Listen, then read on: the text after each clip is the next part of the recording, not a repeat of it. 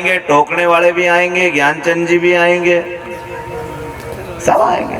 सुनो, सुन लो, ठीक है साहब, आपने इतना ध्यान रखियो हमारो, बहुत बहुत धन्यवाद। बस हो गया, उसका भी सम्मान करो। उसने कहा कि दादा ये काम करना है, देखो मकान बने दे दे, आएगा नहीं आएगा, कह रहा ये गैलरी यूं हेलना था नहीं।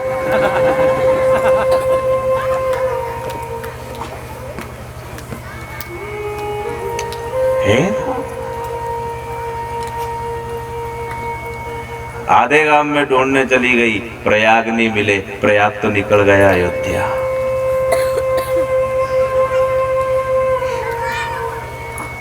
शांति से सुनना, एक एक शब्द पर गौर करना, वास्तविक प्रयाग की भक्ति देखो।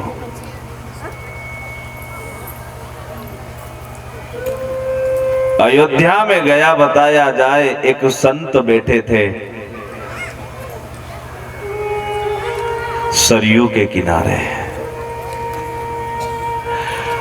संत के चरणों में प्रणाम किया और प्रयाग ने कहा, महात्मा मुझे है ना मेरी बहन का घर बता दो। महात्मा ने कहा कि तेरी बहन अयोध्या रहती है क्या? जी। क्या नाम है तेरी बहन का? जानकी। महात्मा भी उठ गया साहब, कैसी बात करता है। सीता? हाँ। तेरी बहन? हाँ, मैं उससे मिलने को आया हूँ। मेरी माँ ने कहा है कि मेरी बहन बहुत बड़े घर है और वो आ नहीं सकती। मैंने सोचा मेरी बहन ना आ सके तो कोई बात नहीं, मैं खुद मिलने आ जाऊं। मैं खुद उससे मिलने को आया। गुरु आप मुझे मेरी बहन से मिला दो। पहुंचा भी तो किसके पास? महापुरुष के पास, जो सरयू के किनारे ध्यान पर बैठे थे।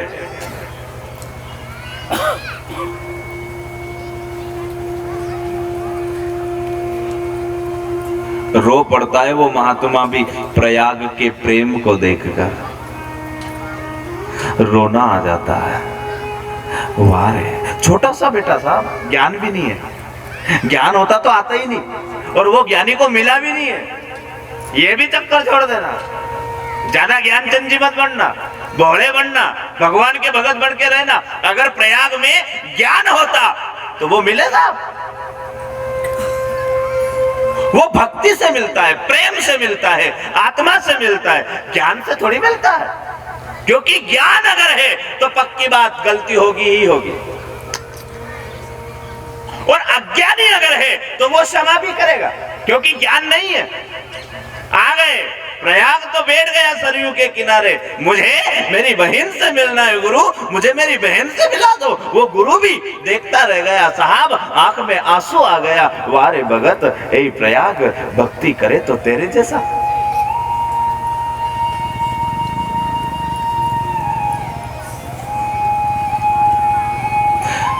महात्मा ने मंदिर की तरफ हाथ कर दिया। तेरी जो बहन है ना वो उसमें रहती है। आंख बंद करके और उस संत ने कह दिया, ए परम पिता, बड़ी उमंग लेकर के ये छोटा सा बेटा आपके लिए आया है। हे प्रभु मुझे दर्शन दो या ना दो, लेकिन इस छोटे से बच्चे को जरूर दर्शन दे देना,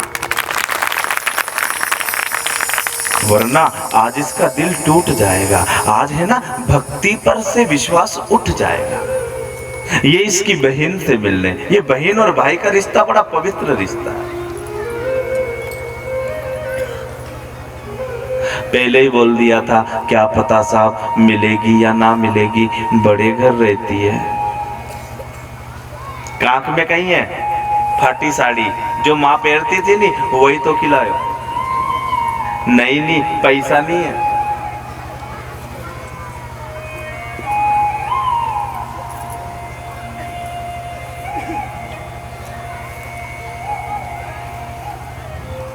पूरी अयोध्या घूम गया लेकिन मां नहीं मिली।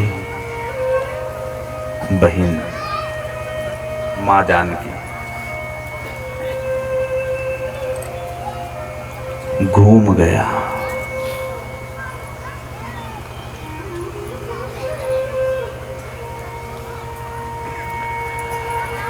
कितनी पवित्र कथा है, आप समझो।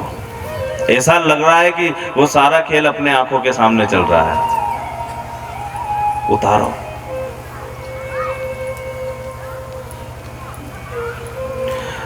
गली गली में घूमकर रो रहा प्रयाग।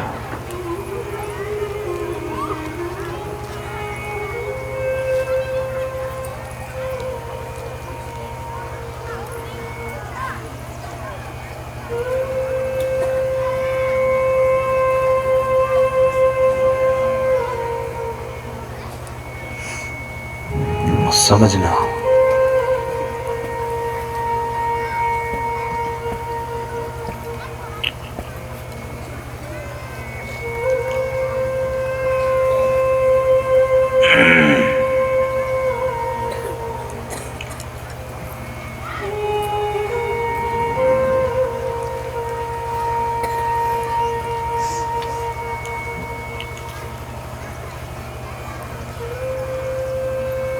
पेड़ के नीचे बैठ गया, रो रहा।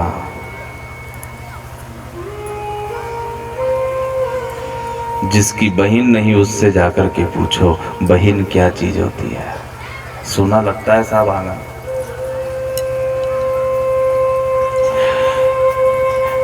जिसके भाई नहीं है ना उस बहन से पूछो भाई क्या चीज है,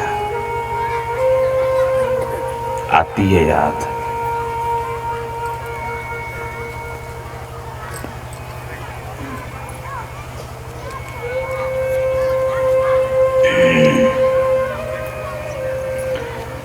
आंख में आंसू है बहन की याद है, मेरी बहन क्या पता ऐसे कौन से बड़े घर है, मेरे से मिली तक नहीं जब चिंता हुई, पेड़ के नीचे बैठा प्रयाग। हाँ, अर्धरात्रि का समय था, आंख में आंसू थे। एक हाथी आता है, हाथी पर राम जी और जानकी बैठे हैं। हनुमान जी हाथी चलाते हुए आ रहे हैं। प्रयाग पेड़ के नीचे बैठा है। प्रयाग ने देखा एक बहुत बड़ा हाथी आ रहा है जिस पर 3 देवता। प्रयाग ने सोचा कि मेरी माँ ने कहा था कि वो यहाँ के बहुत बड़े राजा है, हो सकता मैंने यहाँ पर उनका पता पूछ लिया, वो मेरे से नाराज हो, मेरे को मारने के लिए आ रहे हैं। प्रयाग छुप गया पेड़ के पीछे। छोटा सा डर लगता था, बड़ा हाथी है। चले ही कौन रहे हाथी के? हनुमान जी। माँ जानकी दोनों, राम जी और जानकी माँ दोनों हाथी पर।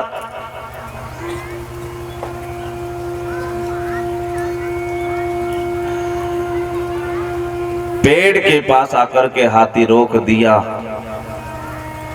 हनुमान जी उतरे और सीढ़ी लगा दी। माँ जानकी और राम जी दोनों हाथी से उतरते हैं।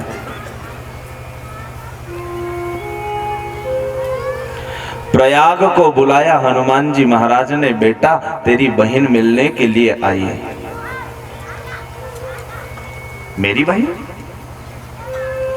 प्रयाग जब सामने आया ना तो मां जानकी खड़ी थी।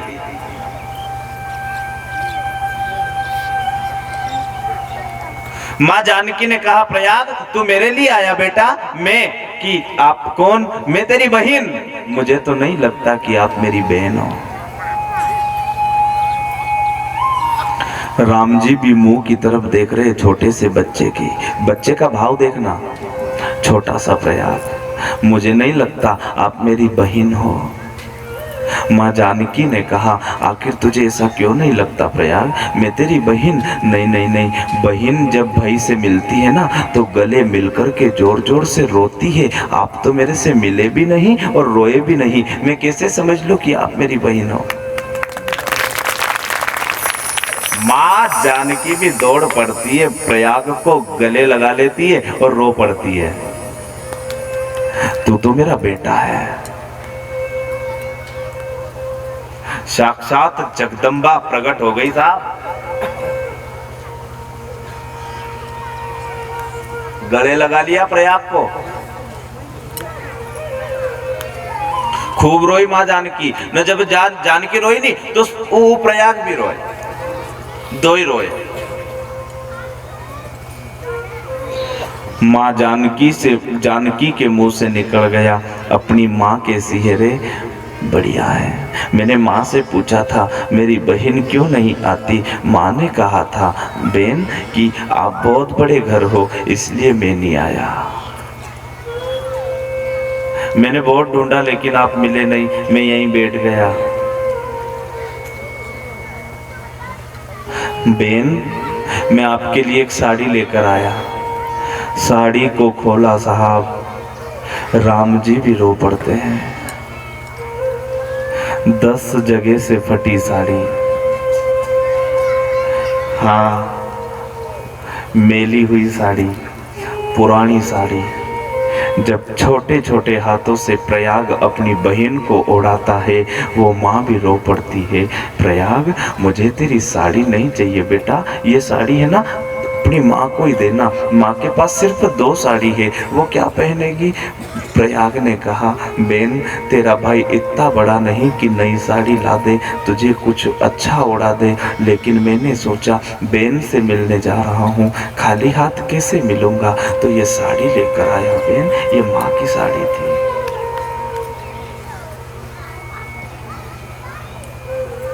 ये तो प्रेम की बात है उधर, सारा खेल प्रेम का है। बहन को कुछ नहीं चाहिए भाई से। जब बहन आती है ना भाई के पास तो भाई के मुंह की तरफ गौर से देखती है, वो भाई भी पूछ लेता है आखिर तू क्या देख रही है? वो बहन रो पड़ती है तेरे मुंह में मेरी माँ का मुंह दिखता है इसलिए मैं तेरी तरफ देख रही हूँ। भाई की नजरों में माँ का मुंह दिखता है। आप कहते हो ना पिता ने क्या दिया, माँ ने क्या दिया? माता पिता औलाद को सबसे बड़ी दौलत देकर जाते हैं, वो होती है सूरत। बिना सोचे समझे आदमी कह देता है क्यों साहब आप उन्हीं का भाई हो नहीं? हाँ। हमारे पास देवता आया था, कई नाम है, जादम साहब के पाछे बैठिया, बड़ा कुंवर का भाई, ये आया हमारे पास मिलवा। तो ये जैसे पहली बार मिले हूँ स्कूल में तो उनका मुंडाड़ी देखे मैंने मन की तुम बड़ा कुंवर का भाई हो नहीं क्या? हाँ।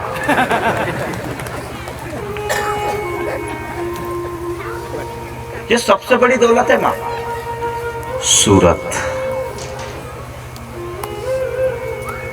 बड़ा कुंवर के की थी मैंने कल, मन जामफल लिया जो हमारे लिए कि नीनी यहाँ लिया तो गलेरी खाई जाए फिर तम को नहीं खा सको, ऊंदरा खाई जाए गलेरी खाई जाए फिर तम कहीं खाओ। बड़ा भोला है साहब। मैं यही कहता हूँ साहब जिंदगी निकले तो ऐसे ही निकल जाए भोले का। आप लोगों से भी मैं यही निवेदन करता हूँ, मत आप में बुद्धि है, आप में दिमाग है, आपकी सोच अच्छी है, सब कुछ ठीक है, तो फिर आप उस पाप में मत पड़ना जहाँ पर आपको दोष लगता हो। बिल्कुल निर्मल बन जाओ ना, मुझे कुछ नहीं पता, ईश्वर उसी पर कृपा करता है। मैं तो यही प्रार्थना कर रहा हूँ साहब, आप है ना उस पाप को, कपट को, छल को अलग हटा दो, भगवान बिल्कुल कृपा करेगा।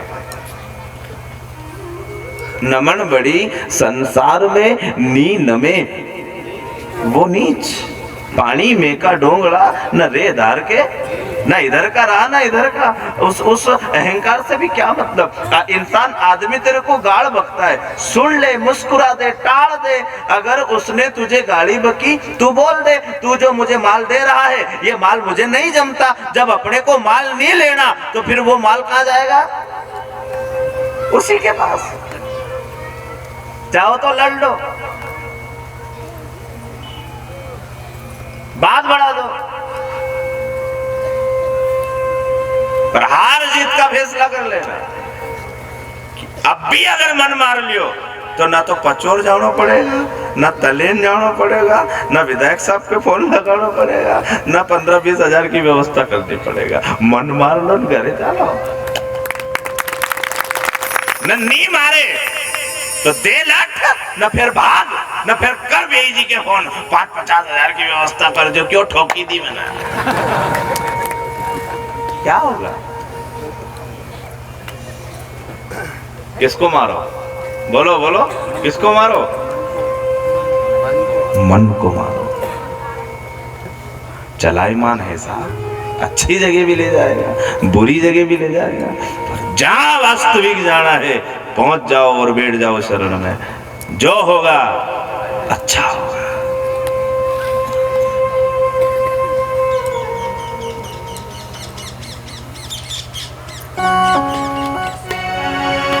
मेरो ठाकुर एक भरो।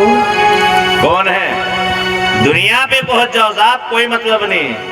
ठाकुर एक भरोसो मेरो, ठाकुर एक भरोसो मेरो, ठाकुर एक भरोसो, ठाकुर एक भरोसो। ओ ठाकुर आवाज बढ़ा। एक अगला की। भरोसो मेरो, ठाकुर एक भरोसो। प्रेम से ताली बजा करके बेन, कहाँ कहाँ भटकोगे? जोड़ो तो रिश्ता भगवान से जोड़ो साहब।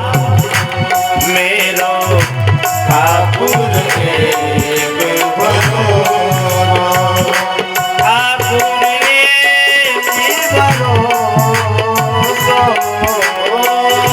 ठाकुर एक भरोसो मेरो ठाकुर एक भरोसो मेरो, ठाकुर सब लोग बोलेंगे प्रेम से ताली बजा करके, बोलो सावरिया सेठ की।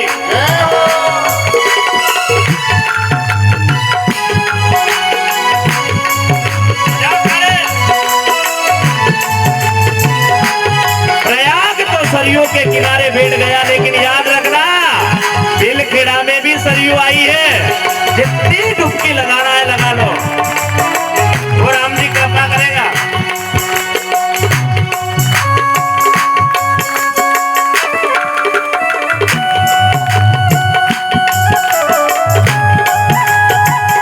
जितना भटकोगे भटकोगे, उड़ जाओ मत।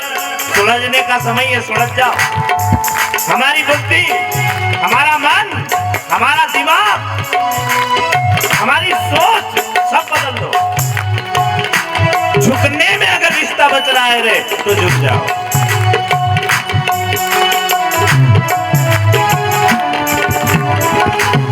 बैठा हूँ पंगत में तेरी, देखा हूँ पंगत में ये पंगत है।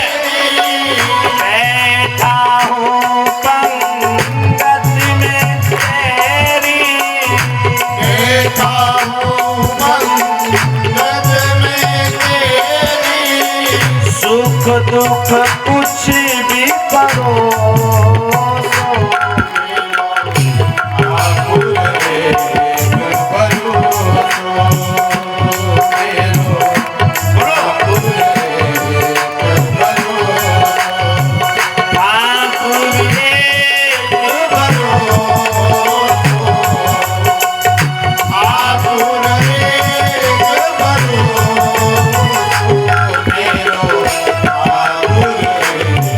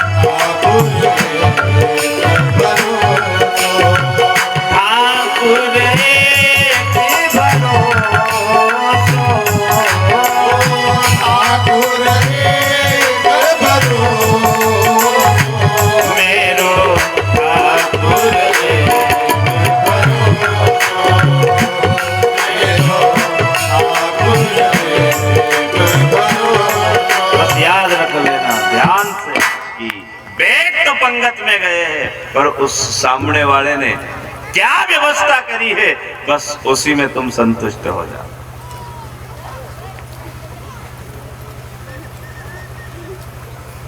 समझना, ये जो संसार है ये भगवान की पंगत है, और जा पंगत में बैठ गए, उसने क्या व्यवस्था करी, बस उसमें तुम संतुष्ट हो जाओ। आएगी समझ? एक वो पंगत है जहां पर पूड़ी, कड़ी, नुक्ती, सेव, गुलाब जामुन सारी व्यवस्था होती है। अब बैठ गए पंगत में और व्यवस्था है पूड़ी की, और डॉक्टर ने तुम्हारा तेल बंद कर रखा। अब तुम पूड़ी खाओ तो खाओ, मत खाओ, लेकिन यहाँ तो व्यवस्था पूड़ी की है साहब। अब तुम्हारे सूखी रोटी लाए तो कहां से ला? पंगत में बैठे ने कहोगा कि साहब हम तो रोटी खाए, हमारे रोटी लाओ, तो बोलो साहब कहां से लाए इतना की रोटी? व्यवस्था पूड़ी की है तो तुम्हें पूड़ी खाना पड़ेगी। अब दाल वाफले की व्यवस्था है साहब, न दाल वाफला खबर है, न वहां कह देगा साहब हमारे तो घी बंद है, हम तो वाफला नहीं खाए तो जा, कहां से ला सारी रोटी? नहीं खाए तो कहीं सेव खा के पूरा कर ले, कहीं एक आधी मिठाई खा ले, है नहीं, कहीं खा ले, और व्यवस्था जो रहेगी सामने वाले की वही है। बस ये कि यही व्यवस्था परम पिता परमात्मा की है। हम बैठे हैं पंगत में, अब वो सुख दे या दुख दे ये उसकी व्यवस्था है, और जो उसकी व्यवस्था है उसमें अपने को संतुष्ट रहना पड़ेगा। उसने व्यवस्था करी और वो अपने को अच्छी नहीं लगी, तो फिर जैसा पंगत में कहीं सेव खा के पूरा करे, कहीं नुक्ती खा के पूरा करे, ऐसा तू भी पूरा कर ले।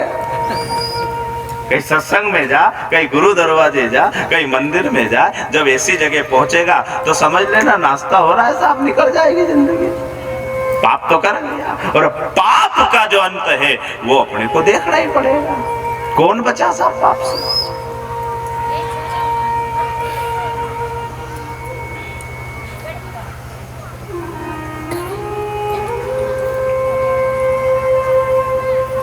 समझ गए? इसकी गठान बांध के और रख लो अंदर, कभी नहीं रोएंगे रे। ये तेरी व्यवस्था है और इसमें हम लोग आए हैं, हम रोएंगे नहीं, काटेंगे जिंदगी।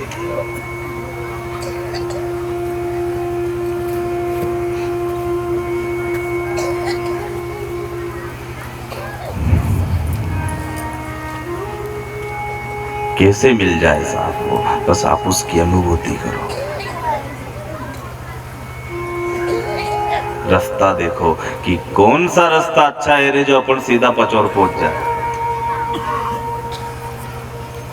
कांटा नहीं लगे, गाड़ी नहीं रुके, कितना ही पानी पड़ी जाए फिर भी अपन पचौर पहुंची जाए, तो फिर आपको रास्ता सही ढूंढना पड़ेगा। कहीं उबट मार चली गया नहीं तो नरा खाड़ा है गांव और का बीच में, फंसी जाए गाड़ी। और वो सही मार्ग एक सच्चा सदगुरु ही बता सकता है,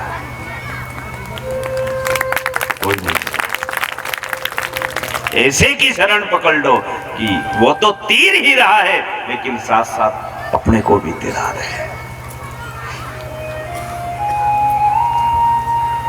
नारद ने कंस को कहा था आप बड़े भोले हो,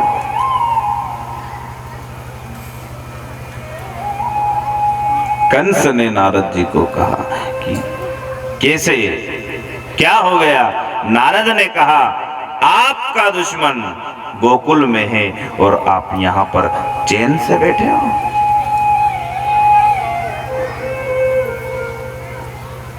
यही काम अपना है, कहीं ना कहीं आग लगा देते हैं, और जहां आग लगी आदमी दिखे ही नहीं साहब, 10 घंटा हो जाएगा ढूंढता ढूंढता, कई मालूम कहाँ जाके बैठे, या आग के नहीं लगा ही रहे, कहाँ है वो?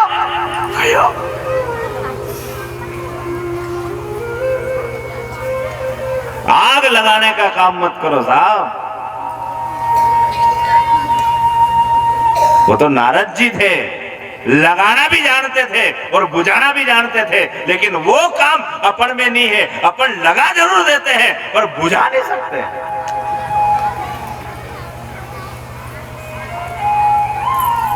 जहां देखो आदमी लगाने में चुका है, चुके ही खाना भूल जाए पर केना नहीं भूल।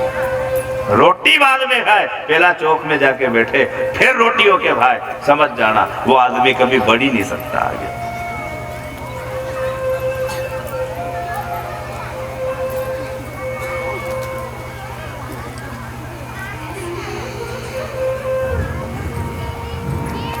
कंस ने कहा क्या करना चाहिए? राजसूय यज्ञ रखो, उसमें दोनों भाई को बुला लो और जब दोनों आएंगे तो फिर दोनों को मार देना। अब ये बात कंस को थोड़ी पता था कि मैं ये जो बात कर रहा हूं दोनों भाई की, यानी कि मैं कृष्ण और बलराम को बुलाऊंगा तो मैं उनको थोड़ी मेरी मौत को आमंत्रित कर रहा हूं। काल स्वयं खींच लेता है आदमी को। तुम ये मत बोलना कि पचोर नहीं जाता तो वो एक्सीडेंट नहीं होता, कि मैं वहां नहीं जाता तो ये नहीं होता, करंट नहीं लगता, वहां से नहीं गिरता। काल खुद खींचता है साहब, और तुम्हें जाना पड़ेगा। कर्म के अनुसार इंसान को उम्र मिलती है, उम्र यूं ही थोड़ी मिले। जैसा कर्म करोगे इतनी आपको उम्र मिलेगी। नरा 30 में चली जाए, 40 में चली जाए, न बड़ा रोए कि अभी उम्र नहीं थी, जल्दी चला गया। जल्दी नहीं गया, उसकी उम्र ही इतनी थी, उसको जाना पड़ा, क्योंकि उम्र कर्म के अनुसार मिलती है साहब।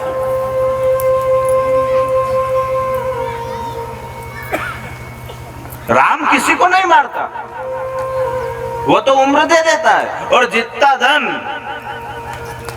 उसकी लिखी है वो रहेगा।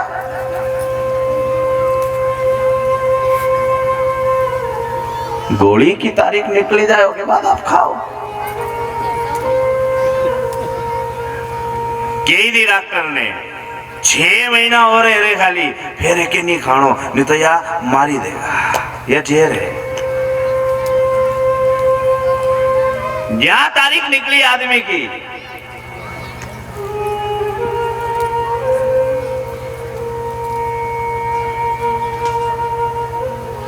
सारा खेल कर्म का। आई रिबेन समझ में? ओ संक्रांत पर भी वो पोया गलटाया आज तक जलेबी न पोया।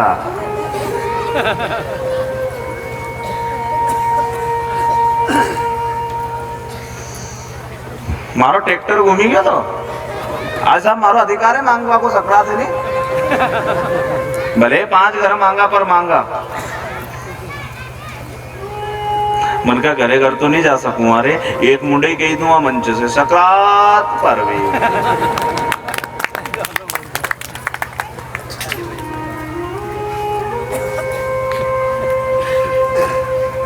सकरात के दिन तो मांगूंगा, नानो सुख हो जाते भी खूब मांगे ना, बड़ा मजा आता था ना। एक गांव में थोड़ी 2-2 गांव में 3-3 गांव में जाता था।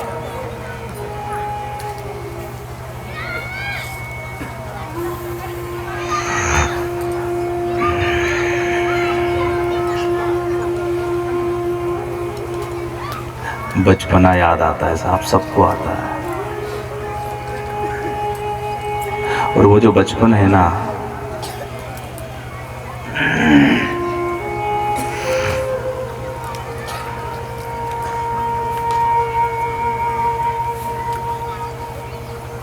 आंख बंद करके प्रभु पर विश्वास करना, कभी जिंदगी में आपका बुरा नहीं होगा।